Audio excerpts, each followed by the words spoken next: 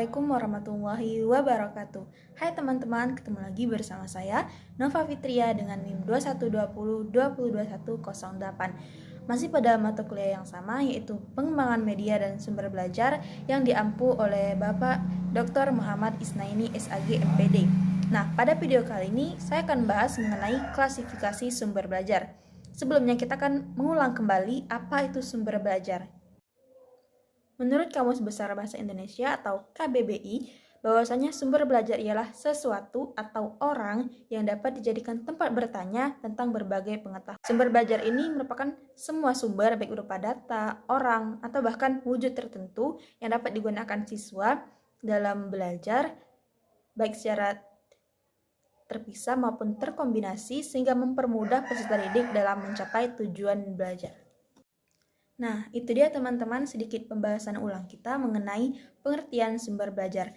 Selanjutnya kita akan bahas mengenai klasifikasi sumber belajar. Dalam mengklasifikasi sumber belajar ada 3 langkah yang harus kita perhatikan. Langkah yang pertama yaitu membuat daftar kebutuhan melalui sosialisasi, melalui sumber dan sarana belajar yang telah tersedia, baik itu yang ada dalam lembaga pendidikan ataupun yang ada di luar lembaga pendidikan. Langkah kedua yaitu penggolongan ketersediaan alat atau bahan ataupun sumber belajar. Nah, pada tahapan ini juga kita bisa memilah serta memilih sumber belajar mana yang akan digunakan dan yang tidak akan digunakan.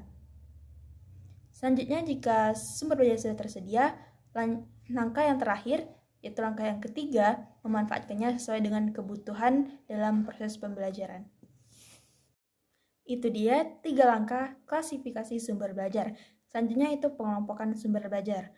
Perlu teman-teman ingat lagi bahwasanya sumber belajar ini tidak hanya pada benda mati saja, tapi juga bisa berupa orang yang dapat dijadikan sumber belajar. Nah, di sini ada 5 kelompok sumber belajar. Langsung saja ke yang pertama, yaitu sumber belajar lingkungan, yakni berupa benda-benda alam yang ada di sekitar kita, seperti batu, tumbuhan, sungai, dan lain sebagainya. Yang mana hal-hal tersebut bisa menjadi sumber belajar bagi peserta didik. Yang kedua itu perpustakaan ataupun media cetak seperti jurnal, buku, majalah, ataupun koran dan lain sebagainya. Yang ketiga yaitu narasumber. Nah, narasumber ini berupa orang yang dapat kita petik darinya itu ilmu pengetahuan seperti polisi, petani, militer, pedagang, dan lain sebagainya. Sumber belajar selanjutnya yaitu karya siswa atau segala media yang diciptakan oleh siswa guna mempermudah proses pembelajaran seperti lukisan ataupun peta. Sumber belajar yang terakhir yaitu media elektronik, bisa berupa alat elektronik yang kita ciptakan sendiri ataupun yang sudah ada seperti komputer, radio, televisi, dan internet. Nah, jadi itu dia teman-teman pengelompokan sumber belajar ini.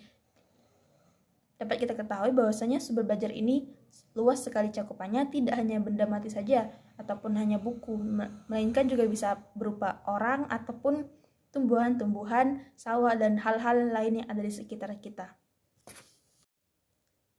Saya rasa cukup sampai di sini pembahasan mengenai klasifikasi sumber belajar. Semoga apa yang saya sampaikan bisa bermanfaat bagi diri saya sendiri dan teman-teman yang sudah menonton video ini. Apabila ada salah-salah kata, saya mohon maaf. Pada Allah saya mohon ampun.